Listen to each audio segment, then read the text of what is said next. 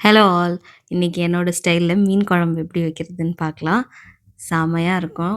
Try பண்ணி பாருங்க. அதுக்கு வந்துட்டு ஃபர்ஸ்ட் வந்துட்டு அரைக்கிறதுக்கு சின்ன வெங்காயம் வந்துட்டு ஒரு 5லேருந்து 6, 3 பழுத்த தக்காளி பழம், சோம்பு 1 ஸ்பூன் இது எல்லாத்தையும் சேர்த்து அரைச்சுக்கோங்க.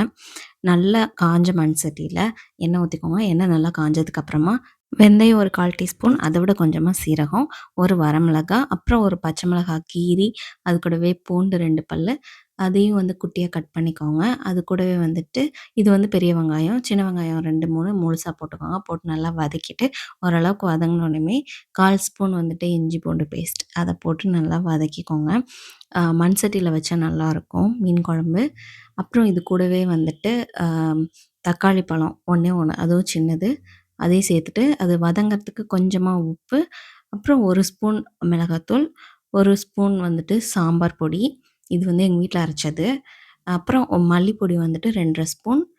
மஞ்சள் தூள் வந்துட்டு 1/4 டீஸ்பூன் சேர்த்து, நல்லா வந்து இத லைட்டா ரோஸ்ட் பண்ணிட்டு, அது கூடவே அரைச்ச பேஸ்ட்டையும் சேர்த்துக்கோங்க. இதில வந்துட்டு பச்சை வாசனை வரும். ஸோ, அந்த வாசனை போற வரைக்கும் வதக்குங்க. அதிலேயே வந்துட்டு நல்லா எண்ணெய் பிரிஞ்சு வந்துரும். ஆ இது பார்த்தீங்கன்னா, நல்லா வதக்குனேன் நானு. அந்த பச்சை ஸ்மெல்லு போற வரைக்கும். லைட்டா எண்ணெய் பிரிஞ்சு வரும்போது, ஒரு பெரிய லெமன் சைஸ் அளவுக்கு புளி வந்து ஊற வச்சிருந்தத கரைச்சு அதில சேர்த்துக்கலாம் வடிகட்டி. அது கூட வந்துட்டு தேவையான அளவுக்கு உப்பு. இப்ப தான் வந்து மெயினா உப்பு போடுறோம். ஸோ, அளவா பார்த்து போட்டுக்கோங்க. நல்லா கொதிச்சதுக்கு அப்புறமா வந்துட்டு இந்த அளவுக்கு கெட்டியாயிடும். நம்ம மூடி போட்டு இது வந்து கொதிக்க வைக்கணும். அதுக்கப்புறம் எடுத்து பார்த்தா இந்த அளவுக்கு இருந்துச்சு. ஸோ, இந்த ஸ்டேஜ் வந்து கரெக்டான ஸ்டேஜ். இதில வந்துட்டு மீன் சேர்த்து மறுபடியும் மூடி வச்சு கரெக்ட்டா ஒரு 5 மினிட்ஸ் மீன் போட்டு ரொம்ப கொதிக்க விடாம 5 மினிட்ஸ்ல வந்துட்டு எடுத்துட்டோம் அப்படின்னா, அவ்வளோதான் ரெடி ஆயிடுச்சு. இதுக்கு வந்துட்டு இது மதியானம் முடிஞ்சுட்டு பேலன்ஸ் இருக்கிற மீன் குழம்பு, நைட்டு கொள்ளு பருப்பு வச்சு அரைச்ச இட்லி இது. ஸோ, அதுக்கு வந்துட்டு இந்த மீன் குழம்பு வச்சு சாப்பிட்டோம்.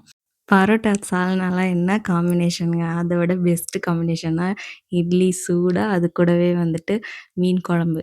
அதுவும் வந்து நேத்து வச்ச மீன் குழம்புனா இன்னும் டேஸ்ட்டா இருக்கும். இது மதியானம் வச்ச மீன் குழம்பு. இது கூட வந்துட்டு அந்த பேலன்ஸ் இருக்கிற மீன் குழம்பு, அதுவும் மண் சட்டியில வச்ச மீன் குழம்பு வச்சு சாப்பிட்டோம். சூப்பரா இருந்துச்சு.